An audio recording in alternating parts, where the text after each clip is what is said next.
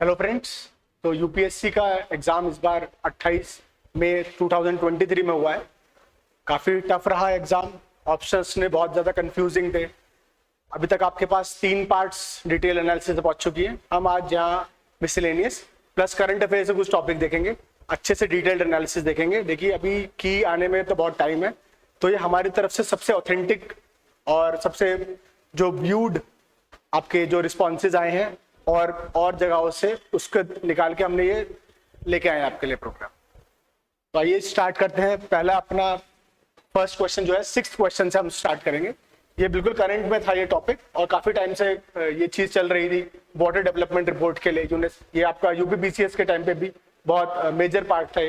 तो ये देखते हैं फर्स्ट क्वेश्चन। तो ये according to the United Nations World Water Development Report 2022 India extracts more than a quarter of the world's ground water withdrawal each year. तो ये statement बिल्कुल मतलब आप इस बार जितना भी क्वेश्चंस आए बेसिकली सारे के सारे आपके स्टेटमेंट 1 स्टेटमेंट ये रीजन और असर्शन वाले क्वेश्चंस बहुत ज्यादा आए हैं। तो सर फर्स्ट स्टेटमेंट बिल्कुल ठीक है कि वाटर डेवलपमेंट रिपोर्ट जो थी यूनाइटेड नेशंस ने निकाली थी और इसके हिसाब से 1 क्वार्टर जो है इंडिया का सबसे 25% के around India ground water world में सबसे ज्यादा एक्सट्रैक्ट इंडिया करता है। तो ये फर्स्ट स्टेटमेंट बिल्कुल एज इट इज बिल्कुल ठीक है। तो इसमें स्टेटमेंट 2 देखेंगे हम, India needs to extract more than a quarter of the world ground water each year to satisfy the drinking water and sanitation needs of almost 18% of the world population living in its territory। तो ये statement अगर आप ढंग से देखेंगे तो इसमें ये चीज है कि क्वार्टर जो हम वर्ल्ड का ग्राउंड वाटर निकाल रहे हैं वो ड्रिंकिंग वाटर और सैनिटेशन की नीड्स के लिए फुलफिल करने के लिए हम ये अराउंड निकाल रहे हैं 25%, more than 25%।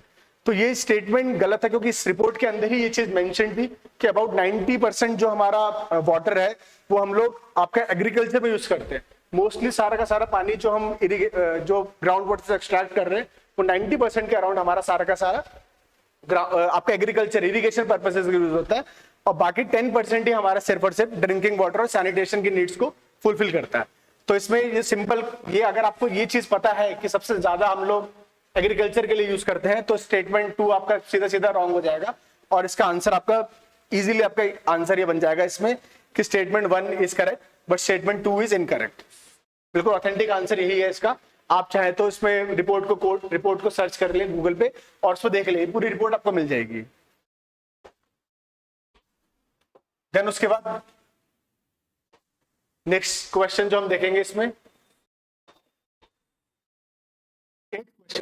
which one of the following countries has been suffering from decades of civil strife। ये करंट है, बिल्कुल बेसिक करंट, ये बिल्कुल आपका करंट का में चल रहा था काफी टाइम से। ये बिल्कुल उठा के उन्होंने वहीं से न्यूज़पेपर का डायरेक्ट क्वेश्चन है जो ये पूछा हुआ है कि has been suffering from decades of civil strife, food shortages and was in news in the recent past for its very severe famine. तो ये इसमें क्योंकि अफ्रीकन मोस्टली जितने भी अफ्रीकन स्टेट्स है वहां पे सिविल स्ट्राइफ देख रहे होंगे। इससे रिलेटेड एक क्वेश्चन और आया हुआ है, सेम क्वेश्चन है, उसमें कुछ कंट्रीज दे रखी है और सिमिलैरिटी पूछी है कि इन सब कंट्रीज में सिमिलर क्या था। तो सेम चीज वहां पे भी है, सिविल स्ट्राइफ चल रही है, फूड की शॉर्टेजेस है अफ्रीका में, ठीक है। तो लेकिन यहाँ पे सबसे ज्यादा इंपॉर्टेंट जो कैच था इस क्वेश्चन में था कि वेरी सिवियर फेमाइन है, ड्रॉट टाइप की कंडीशन थी यहाँ पे। तो इसका आंसर सिंपल आपका आंसर है सोमालिया। सोमालिया में रिसेंट में बहुत ज्यादा क्राइसिस चल रही थी और फूड की शॉर्टेज थी, तो ये इसका आंसर सिंपल डी सोमालिया। ठीक है, अब 9th क्वेश्चन की तरफ चलते हैं। ये एनवायरमेंट का क्वेश्चन है। In India the biodiversity management committees are key to the realisation of the objectives of the Nagoya protocol. इस बार क्योंकि जो कन्विंग मॉन्ट्रियल पूरा का पूरा सीबीडी की COP 15 का जो पूरा का पूरा हुआ है उससे रिलेटेड क्वेश्चन है। नगोया प्रोटोकॉल हम लोग वैसे भी सीबीडी के अराउंड ही पढ़ते हैं, तो हमने जो हमारा 2000 बायोडाइवर्सिटी का जो बायोलॉजिकल डाइवर्सिटी एक्ट 2002 है उसके अंदर प्रॉपर स्ट्रक्चर्स बना रखे हैं हमने just to implement this Nagoya protocol. तो उसमें यह था कि बायोडाइवर्सिटी मैनेजमेंट कमिटीज जो हमने फॉर्म करी है वो करी इसीलिए कि key to the realisation of the objective of the Nagoya protocol के लिए। तो सिंपल है, स्टेटमेंट बिल्कुल सीधे सीधा बन रहा है, पूरा का पूरा पता बता रहे हैं।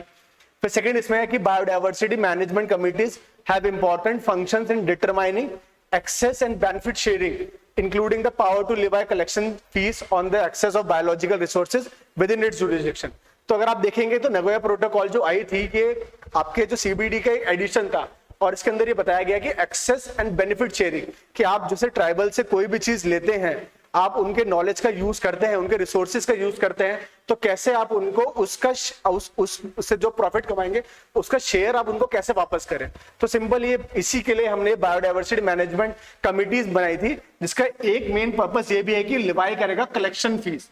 तो जो भी हमारे जुरिस्डिक्शन में आके हमारा जो फॉरेन प्लेयर्स हैं या जो हमारे खुद के अपने रिसर्च एंड डेवलपमेंट की टीम्स है या और कोई प्राइवेट इंस्टीट्यूशंस है, वो अगर आके बायोलॉजिकल रिसोर्सेज हमारे यहाँ पे यूज करेंगे तो उनको दे हैव टू पे दिस कलेक्शन फीस, और वो कलेक्ट करने की जिम्मेदारी हमने रिस्पॉन्सिबिलिटी किसको दी है, बायोडायवर्सिटी मैनेजमेंट कमिटी को। तो सिंपल क्वेश्चन था ये, तीनों के तीनों जो अभी हमने देखे, तो इसका सीधा आंसर है सी, बोथ 1 and 2।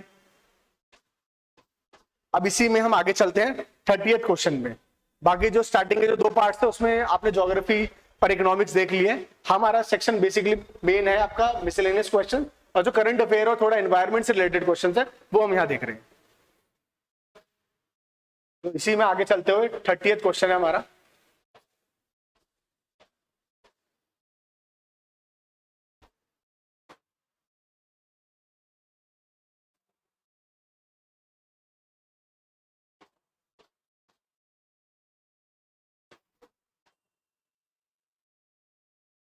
ये वैसे अगर आप न्यूज देखेंगे तो ये 2018 के आसपास की न्यूज है, जो मेन ये जो आपका global compact for safe and orderly and regular migration आया है।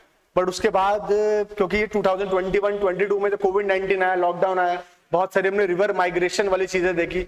इंडिया ने भी अपने बहुत सारे बंदे बाहर से, जितने भी हमारे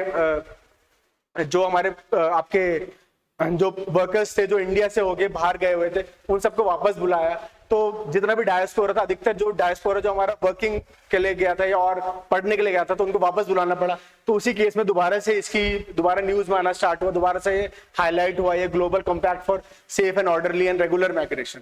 तो इस पे उन्होंने डायरेक्ट क्वेश्चन पूछा है। तो रिसेंटली ऑल द कंट्रीज, देखिए इसमें आपको हम स्टार्टिंग से ये चीजें बताते हैं कि यूपीएससी इन चीजों पे बहुत ज्यादा फोकस रखते हैं कि एक्सट्रीम वर्ड्स को एलिमिनेट करना है। तो इसमें ये चीज है कि recently all the countries of the all, तो ये हमारा कैस था यहाँ पे कि सारी कंट्रीज ने यूनाइटेड नेशन की have adopted the first ever compact for international migration, the global compact for safe and orderly and regular migration.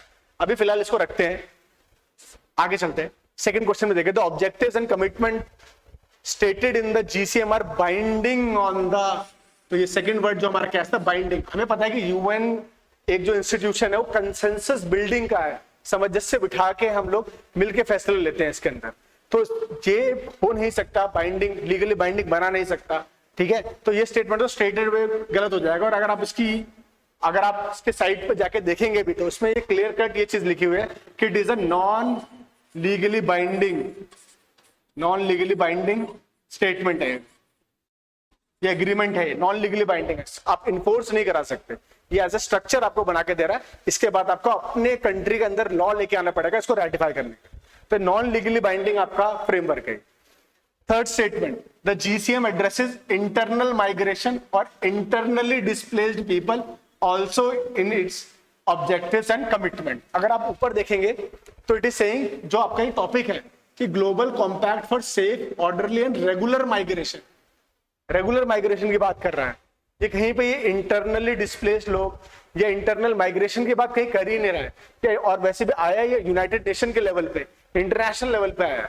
और ये जितना भी हम माइग्रेशन की जितनी भी चर्चाएं अगर हम देखते हैं तो ये सारी की सारी होती है अफ्रीका, वेस्टर्न एशिया वाले, जो मिडिल ईस्ट वाली जो कंट्रीज है, सीरिया हो गई आपकी, या यूरोप की, जो आपके अफ्रीका की जो कंट्रीज है उससे माइग्रेशन देखते हैं जो यूरोप की तरफ जा रहा है, तो उनका ये लाया गया ये प्रोग्राम है। तो इसमें ये स्टेटमेंट बिल्कुल गलत हो जाएगा इन वर्ड्स की वजह से कि इंटरनल डिस्प्लेस्ड या इंटरनल माइग्रेशन की बात नहीं करेगा, ठीक है। तो 2 स्टेटमेंट हमें पता चल रहा है अपने आप से गलत है। अब इस बार जो यूपीएससी ने जो पैटर्न चेंज करा है, सबसे बड़ा उसमें ये चीज थी कि अब अगर आप 2 नहीं जानते हो या 2 जानते भी हो, उसके बाद भी आप इसमें से चूज नहीं कर सकते। तो इसमें only 1 statement, only 2, only all 3 और नन। तो इस वाले जो स्टेटमेंट है इसमें डाउट है अभी भी, क्योंकि इसमें क्लियर कट ये चीज नहीं दे रखी है कि, और क्योंकि इसमें अगर आप स्टेटमेंट अगर आप ध्यान से देखेंगे तो उसमें लिखा है कि recently all the countries of the United nation have adopted. तो अडॉप्ट हुआ है ये जो आपका जो कॉम्पैक्ट, ये जो आया है आपका एग्रीमेंट, ये अडॉप्टेड है। ये अभी इन फोर्स है, चल रहा है, बट क्योंकि इसमें कुछ एक कंट्रीज थी जैसे यूएस से आपकी बाहर आ गई है, अभी रिसेंटली भी 2022 के अराउंड भी, और एक दो और कंट्रीज है आपकी मिडिल ईस्ट की कंट्रीज है जो इससे बाहर आ गई है, तो उस केस में इसको अगर मानेंगे तो ये शायद गलत हो सकता है, तो इसका आंसर नन हो जाना चाहिए। नहीं तो अगर ये देखेंगे, अगर इसके बिल्कुल स्टेटमेंट के हिसाब से जाएंगे कि all countries of the United nation ने अडॉप्ट करा है, तो अडॉप्ट ये हुआ है, तो उस केस में इसमें दोनों डाउट पे है ये चीज कि वन भी हो सकता है और नन भी हो सकता है। ये दोनों तो शॉर्ट आपके गलत है, क्योंकि लीगली बाइंडिंग नहीं है, नॉन लीगली बाइंडिंग स्टेटमेंट है, और इंटरनल माइग्रेशन की इसमें कई बात नहीं, कोई सा भी ऑब्जेक्टिव इसका कोई सा भी इसमें एड्रेस नहीं कर रहा इस वाले स्टेटमेंट में, क्योंकि अडॉप्ट हुआ है, तो इसके लिए फिलहाल या तो वन होगा इसका आंसर, या डी नन हो सकता है। अब moving on to the next question,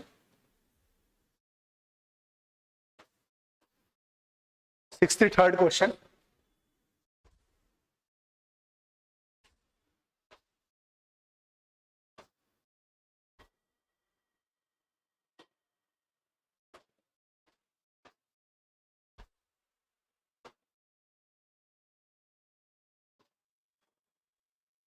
paper काफी टफ रहा इस बार का, बहुत सारे बच्चों को कंफ्यूजन रही, not just in GS1, GS2 भी का पेपर भी आपका इतना कुछ आसान कुछ पेपर नहीं था, तो कट ऑफ मोस्ट प्रोबेबली 80 के अराउंड जाने वाली है। तो अगर आपके 80 के आसपास बन रहे हैं तो शॉर्ट हो जाइए और मेंस की तैयारी करना स्टार्ट करिए।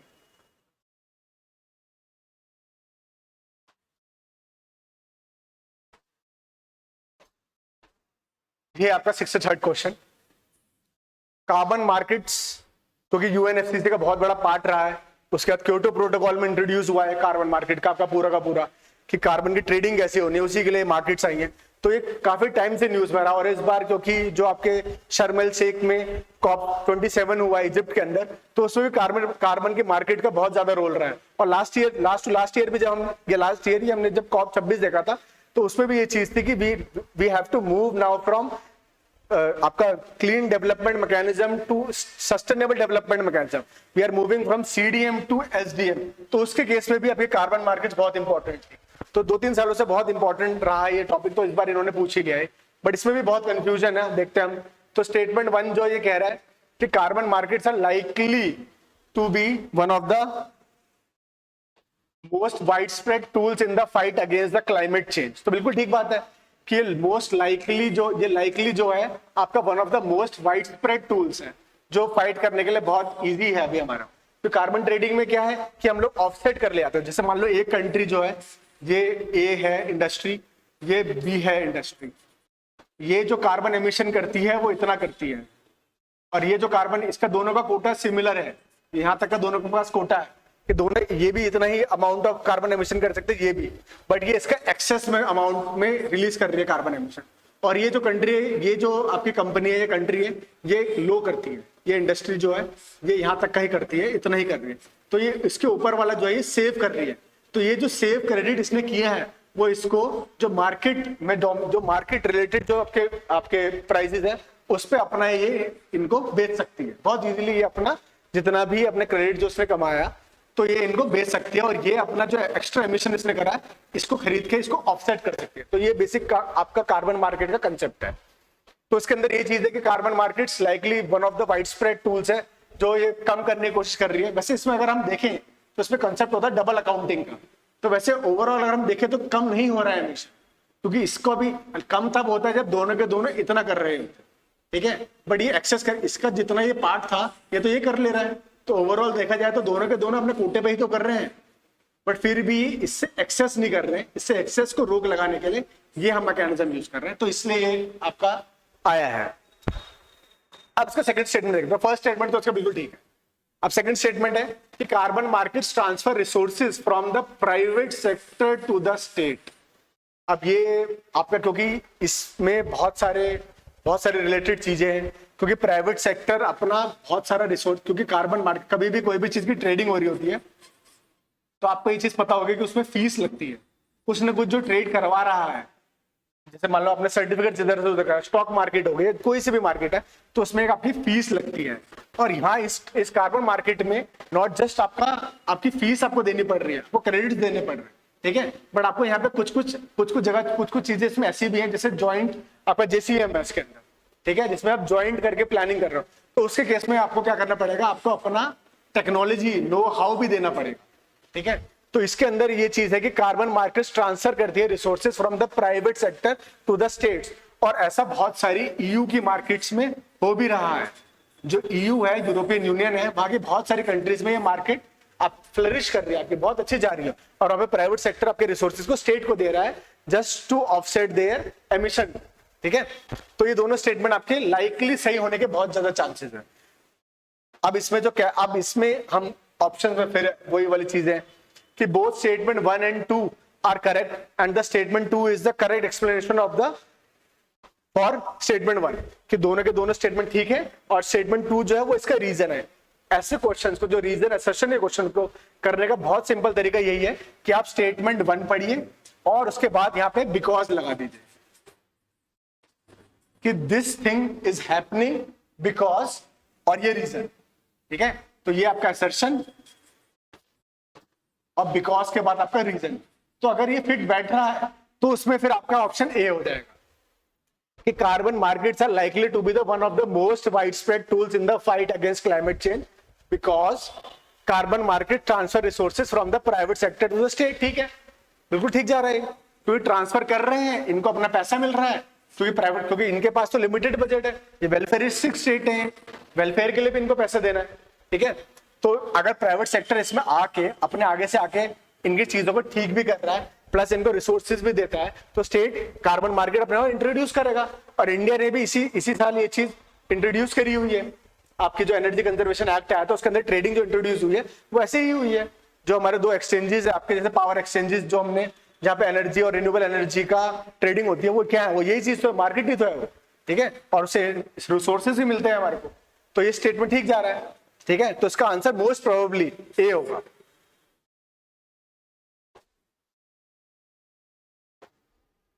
Now moving towards the next question,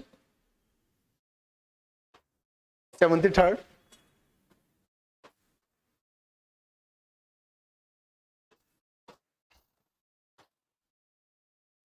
ये भी आपका बहुत नहीं 68 है ये तो क्वेश्चन 73rd।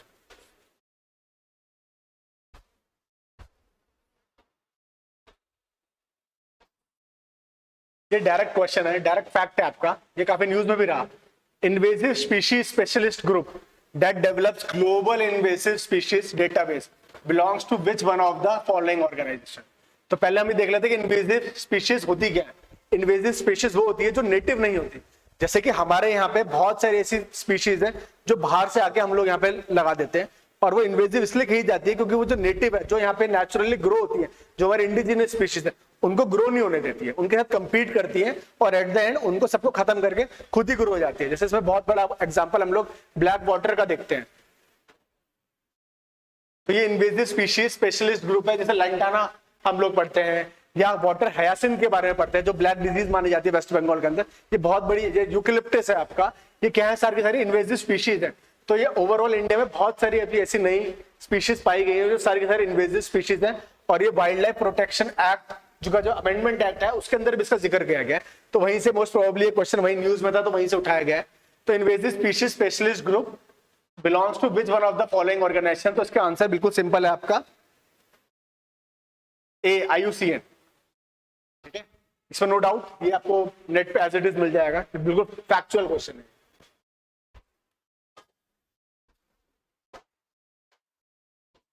अब moving towards our next question, consider the following fauna, lion tail macaque, Malabar civet, sambar, dear. ठीक है, इस बार ये जितने भी क्वेश्चंस थे, अगर इनमें एलिमिनेशन टेक्निक वाली जो आपको दी गई होती तो बहुत इजी हो जाते हैं हमारे लिए करने के लिए, बट इन्होंने जो लास्ट ईयर एक जो पायलट प्रोजेक्ट की तरह इन्होंने इंट्रोड्यूस करा है नया, इसमें only 1 statement is true, only 2 statement is true, only 3 statement is true. तो इसमें क्या होता है कि हम यहाँ पे एलिमिनेशन लगा ही नहीं सकते। आपको सारा का सारा प्रॉपर नॉलेज होनी ही चाहिए तीनों स्टेटमेंट की, क्योंकि अगर 2 की नॉलेज है आपकी, 1 की नॉलेज है, तो आप कर ही नहीं सकते।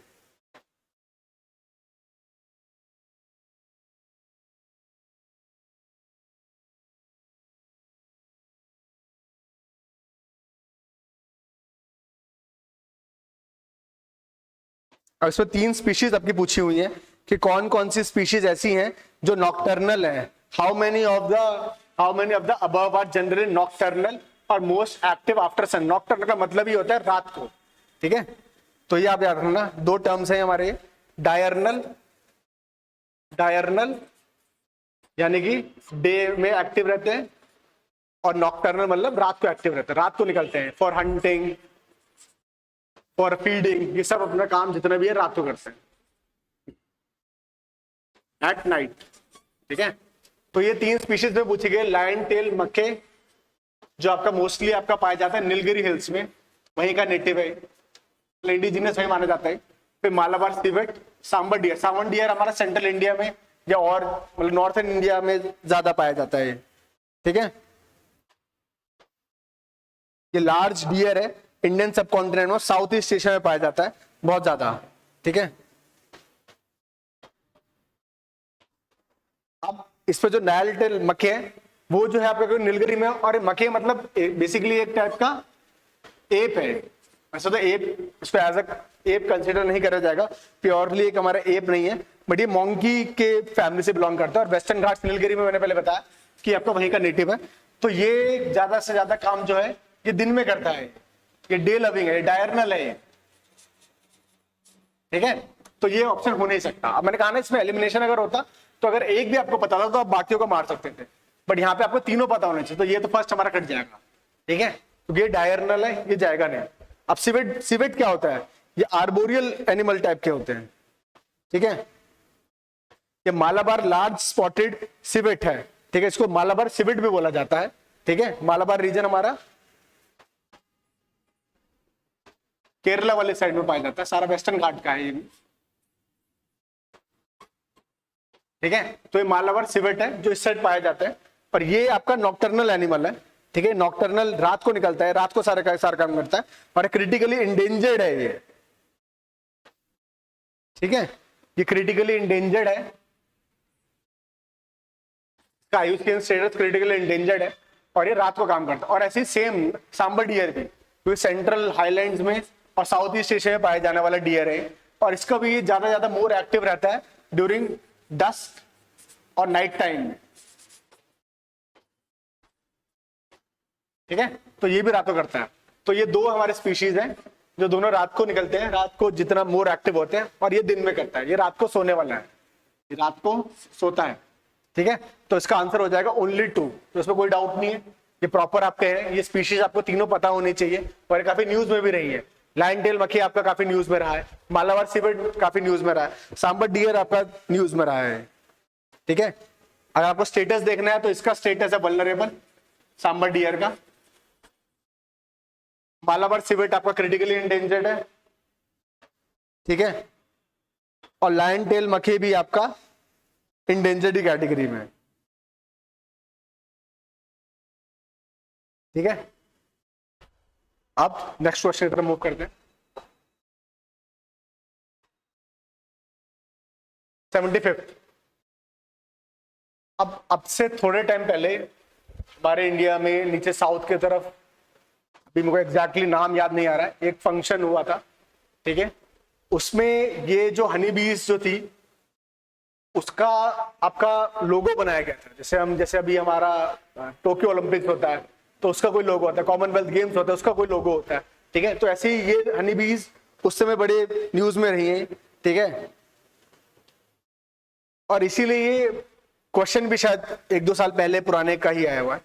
तो सिंपल इसमें पूछा हुआ है कि which one of the following organism perform waggle dance for others of their kin to indicate the direction and the distance to a source of their food. तो सिंपल इसका आंसर है हनी बीज। अगर आपने देखा होगा ये बीज जो होती है तो ये ऐसे करके अपने पंखों को ऐसे करके फटफड़ा के ये इंडिकेट करती है कि यहाँ पे फूड है, यहाँ पे हनी है, ठीक है। तो ये वैगल डांस करती है ऐसे करके। तो उसका आंसर तो शॉर्ट हनी भी है, और ये न्यूज में भी रहा। नीचे साउथ इंडिया में जो फेस्टिवल हुआ उसमें ये लोगो रहा, ठीक है। तो उसका याद रखिएगा। 76th question. Some mushrooms have medicinal properties. Some mushrooms have psychoactive properties. Some mushrooms have insecticidal properties. And some mushrooms have bioluminescent properties. ठीक है, अब इसमें भी यही चीज है कि आपको चारों स्टेटमेंट में सम दे रखा है। सबसे पहली चीज तो यही है कि सम चारों में दे रखा है। सम के हिसाब से हमने देखना है कुछ तो ऐसा होता होगा जो आपकी मेडिसिनल प्रॉपर्टीज वाले मशरूम्स होते होंगे, कुछ ऐसे मशरूम्स होते होंगे जिनके अंदर psycho active property, insecticidal properties होती होंगी, ये बायोलुमिनेसेंट, रात को चमकते होंगे, ये खुद से इनके अंदर कुछ ऐसी चीजें होंगी। तो इसमें क्या है कि पहला स्टेटमेंट अगर हम देखें कि सम मशरूम लाइक, इसका आंसर है फोम्स एंड फोमेंटेरियस। ये एक प्रजाति है फोम्स फोमेंटेरियस, ये ट्रेडिशनल मेडिसिन के लिए यूज होती है।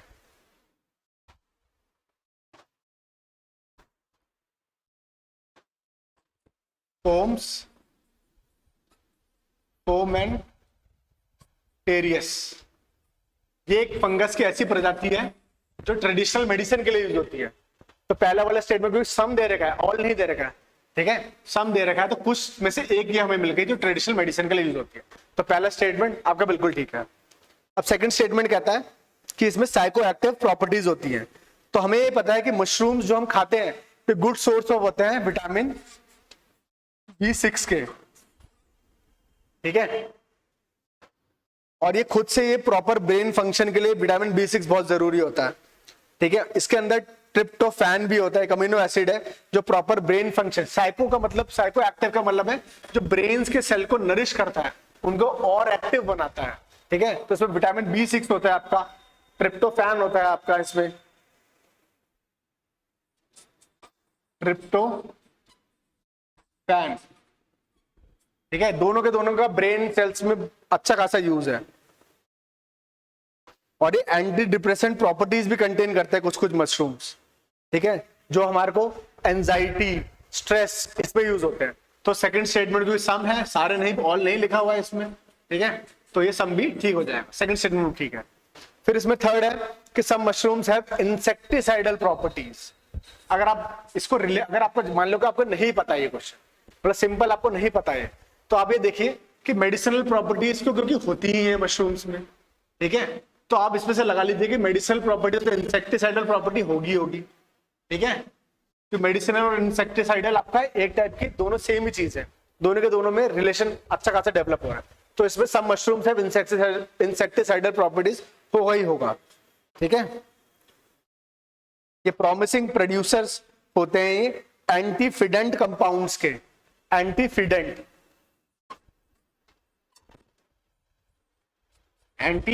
कंपाउंड्स के ये अच्छे खासे प्रोड्यूसर्स होते हैं। एंटीफिडेंट मतलब वो वाली चीजें जो आपके जो फिडेंट्स वो होते हैं, जैसे जो इंसेक्ट्स होते हैं जो फीड करते हैं, उसको रोकती है। तो थर्ड स्टेटमेंट में इसमें बिल्कुल आपका करेक्ट है, सेकंड करेक्ट है, थर्ड करेक्ट है।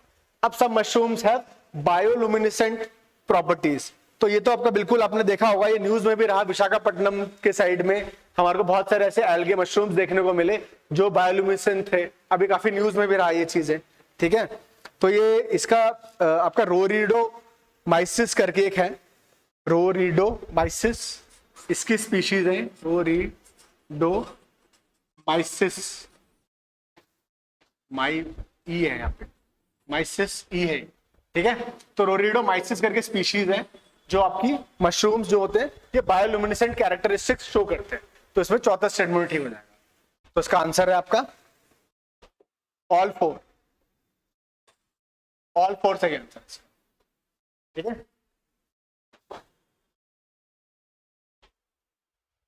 ये हम लोग देख रहे हैं यूपीएससी 2023 का प्रीलिम्स का पेपर जो 28 मई को हुआ है। हम इसमें 74th क्वेश्चन पे आ गए, 76th क्वेश्चन पे आ गए और इसका आंसर है ऑल फोर। मशरूम्स वाले क्वेश्चन का आंसर चारों के चारों स्टेटमेंट ठीक है, क्योंकि इसमें सब मशरूम सब में सब मशरूम दे रखा है, तो हर एक मशरूम में कोई ना कोई ऐसी प्रॉपर्टी देखने को मिलती है। आप नेक्स्ट क्वेश्चन पे आते हैं, इंडियन स्क्विरल्स के ऊपर। तो consider the following statement regarding the Indian squirrels. अब यहाँ पे थोड़ा सा डिस्प्यूट है क्योंकि ये लोग बोलना चाह रहे हैं इंडियन स्क्विरल्स के ऊपर। ठीक है, वो स्क्विरल्स जो इंडिया में मिलती हैं।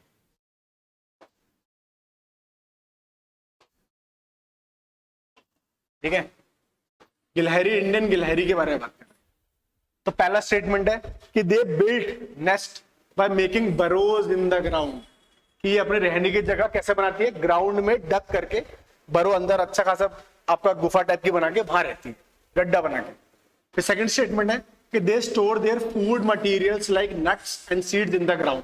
ठीक है, कि अपना फूड मटेरियल सारे का सारे नट्स और सीड्स कहाँ, ग्राउंड के अंदर जहां बरो बनाया है इन्होंने वहां रखती है। थर्ड स्टेटमेंट है कि दे आर ओमनीवोरस। तो 3 टाइप के हमारे पास एनिमल्स होते हैं। आपके वेजिटेरियन, जो आपका सिर्फ और सिर्फ क्या कहते हैं, आपका हर्बीवोरस एनिमल्स होते हैं, जो आपके प्लांट्स वगैरह पे डिपेंडेंट रहते हैं। फिर होता है कार्निवोरस, जो आपके एनिमल्स पे डिपेंडेंट, अदर एनिमल्स पे डिपेंडेंट रहते हैं। और तीसरे होते हैं आपके ओमनीवोरस, जो दोनों पे डिपेंडेंट होते हैं, जो कार्निवोरस भी होते हैं आपके और हर्बीवोरस भी। ठीक है, तो ये इंडियन स्क्विरल्स के ऊपर क्वेश्चन था। तो हमारे यहाँ पे इंडिया में जो स्क्विरल्स, हमारी जो नेटिव इंडिजिनियस हमारी जो स्पीशीज है, तो वो नेस्ट बना के रहती है। वो ग्राउंड पे बरो पे बना के नहीं रहती, वो पेड़ों की डालियों पे यहाँ पे ऐसे करके नेस्ट बनाती है और वहां रहती है। ठीक है, तो ये बरोज वाला जो है ये चीज, अब इस पे यूपीएससी के ऊपर डिपेंड करता है वो इंडियन स्क्विरल्स को कौन से वाले मानता है, क्योंकि इसमें एक टाइप हिमालयन स्क्विरल्स का भी है, हिमालयन स्क्विरल का भी है, जो कि बरो बना के ग्राउंड पे रहती है। ठीक है, बट जो हमारे पास मोस्टली जो इसको हम इंडियन स्क्विरल्स कहते हैं, वो सारी की सारी पेड़ों पे नेस्ट बना के रहती है। ठीक है, तो इसमें कोई सा भी आंसर, अब वो तो यूपीएससी की जब फाइनल आंसर की आ जाएगी नेक्स्ट ईयर, उसमें ये सब चीजें पता चलेंगी। ठीक है, पर अभी फिलहाल के लिए आप इस वाले स्टेटमेंट को गलत मान सकते हैं, अगर ये इंडियन स्क्विरल्स की बात कर रहा है कि वो बरो बना के नहीं रह सकती। सेकंड स्टेटमेंट बिल्कुल ठीक है कि they store their food like nuts and select seeds in the ground. Ground में छुपा के रखती है, जरूर है खाने के लिए, रहती है पेड़ पे, ग्राउंड में छुपा के रखती है, और ओमनीवोरस होती है। तो ओनली 2 हो सकता है। बट फिर इसमें ये बात कहूंगा, मैं क्लेम नहीं करूंगा कि ये बिल्कुल ठीक स्टेटमेंट, तीनों मतलब एक फर्स्ट स्टेटमेंट गलत है। ठीक है, तो ऑल 3 भी हो सकता है इसका। तो there might be a possibility कि ऑल 3 भी हो, अगर इसको सही माने तो हिमालयन स्क्विरल्स को अगर इंडियन स्क्विरल्स माने तो ये ठीक हो जाएगा। फिर ये जो हिमालयस के अराउंड मिलती है।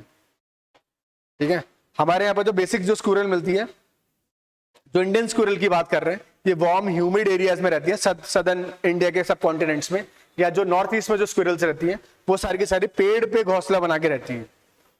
ठीक है, they are most of them are arboreal. तो दोनों हो सकते हैं, ये इसमें ओमनीवोरस है, ये सीड्स वगैरह भी खाते हैं, नट्स भी खाती हैं, और कुछ कुछ इंसेक्ट्स भी खाती हैं। तो थर्ड स्टेटमेंट तो ठीक है, सेकंड भी ठीक है, फर्स्ट स्टेटमेंट का डाउट है। तो देयर में भी ये पॉसिबिलिटी कि ओनली 2 हो आंसर, या ऑल 3 भी हो सकता है।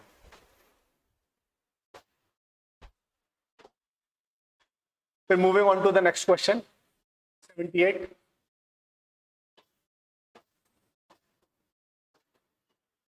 अब सेम वही वाला क्वेश्चन जैसे हमने फंगस वाला देखा था, ये यहाँ पे माइक्रो ऑर्गेनिज्म का आ गया।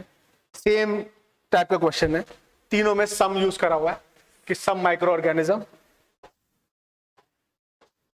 सम microorganism, some microorganism. ठीक है, तो ये क्वेश्चन में ये पूछना चाह रहे हैं कि some microorganism can grow in environment with temperature above the boiling point of water. बिल्कुल ठीक बात है कि कुछ माइक्रो ऑर्गेनिज्म सब आ सकते हैं आपके, बैक्टीरिया, ठीक है, वायरस, सारे के सारे आपके माइक्रो ऑर्गेनिज्म्स में आ सकते हैं। तो जो हमारे हाइपर थर्मोफोमाइल, हाइपर थर्मोफाइल, जो ये टाइप के ऑर्गेनिजम्स होते हैं, ये टाइप के बैक्टीरियाज होते हैं, ये आपके हाई टेम्परेचर्स में थ्राइव करते हैं, मतलब रहते हैं, जीवित रहते हैं। ठीक है, ये ग्रो करते हैं, तो 60 डिग्री से अबव के टेम्परेचर पे ये ग्रो कर जाते हैं। तो बिल्कुल फर्स्ट स्टेटमेंट बिल्कुल ठीक है आपका कि हाइपर थर्मोफाइल जो ऑर्गेनिजम्स होते हैं वो सारे के सारे आपके ग्रो कर सकते हैं बॉइलिंग पॉइंट ऑफ वाटर से ज्यादा में। ठीक है,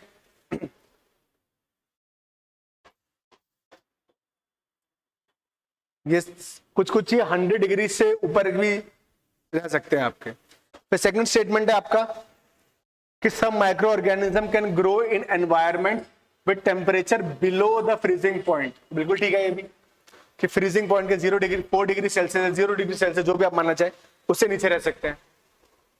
ठीक है, तो ये कुछ कुछ प्रोटेक्ट करने के लिए अपने आप को फ्रीजिंग वाटर से कुछ माइक्रोब जो है इनके पास एंटी फ्रीज प्रोटीन्स होते हैं, एंटी फ्रीज प्रोटीन ये रिलीज करते हैं यहाँ पे रहने के लिए।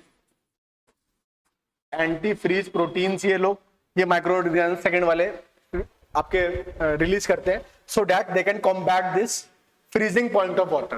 ठीक है, इतने एक्सट्रीम एनवायरमेंट्स में भी ये रह सके। इसका एग्जांपल सिंपल है आपका नेमाटोड पेनालोगोरलेमस डेविडी। ठीक है, तो नेमाटोड की वैरायटीज है आपकी, नेमाटोड की वैरायटीज है ये आपकी यहां रह सकती है। तो सेकंड स्टेटमेंट भी ठीक है। अब थर्ड स्टेटमेंट के सब micro organisms can grow in highly acidic environment with a pH below 3। तो बिल्कुल ठीक है, ये एसिडिक एनवायरनमेंट में थ्राइव करती है। हमने देखा ही है बहुत सारे आपके बैक्टीरिया जो होते हैं ये आपके एसिडोफाइल्स कहते हैं इनको। वो एसिडोफाइल्स इसलिए कहते हैं क्योंकि एसिडिक एनवायरनमेंट में रह रहे हैं। तो थर्ड स्टेटमेंट भी ठीक है आपका।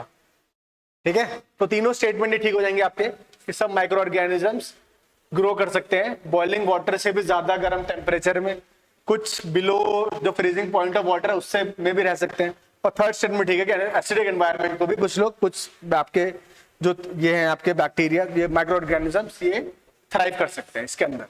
तो ऑल थ्री इसका राइट आंसर है।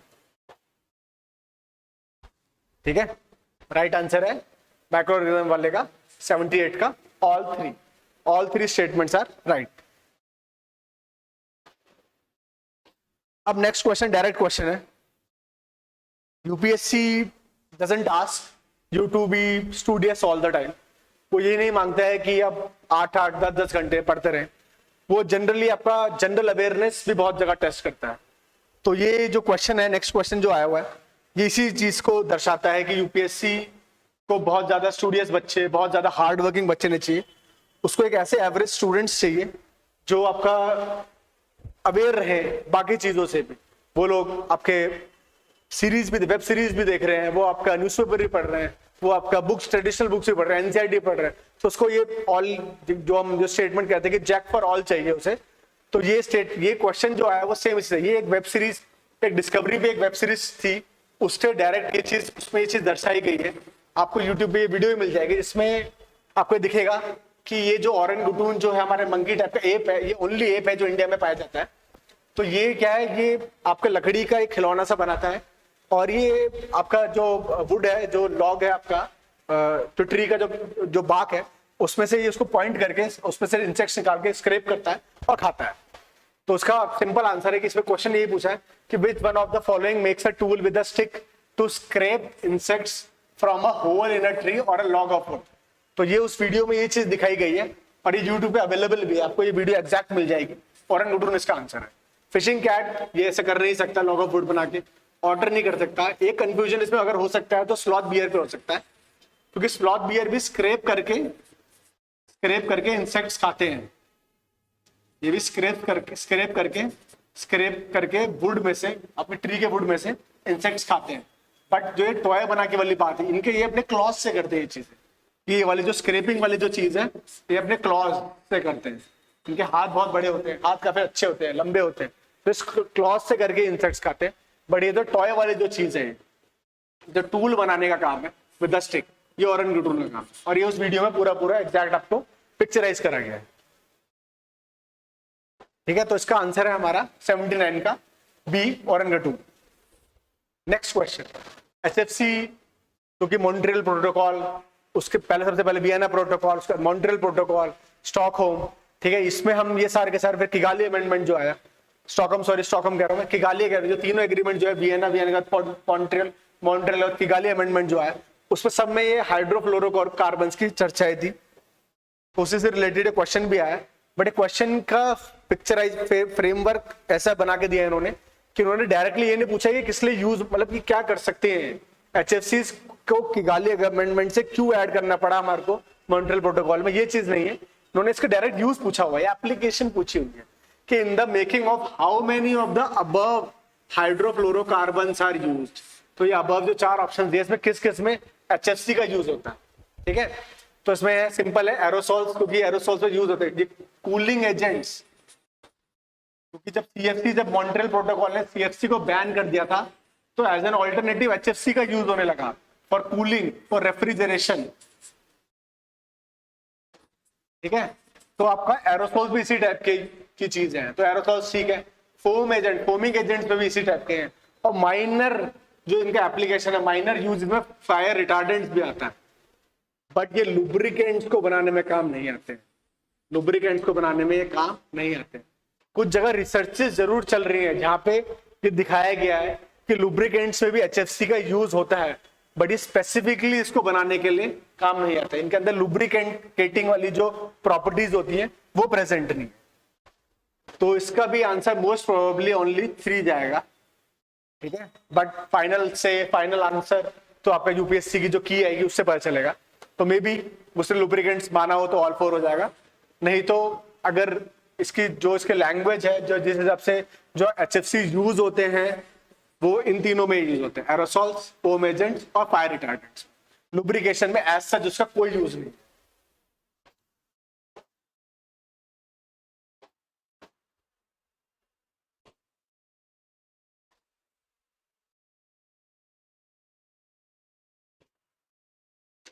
तो हमारा जो ये पार्ट था करंट अफेयर्स एनवायरनमेंट का, और ये खत्म हुआ। बाकी जो नेक्स्ट पार्ट है वो कोई सेकंड टीचर कराएंगे। Thank you guys.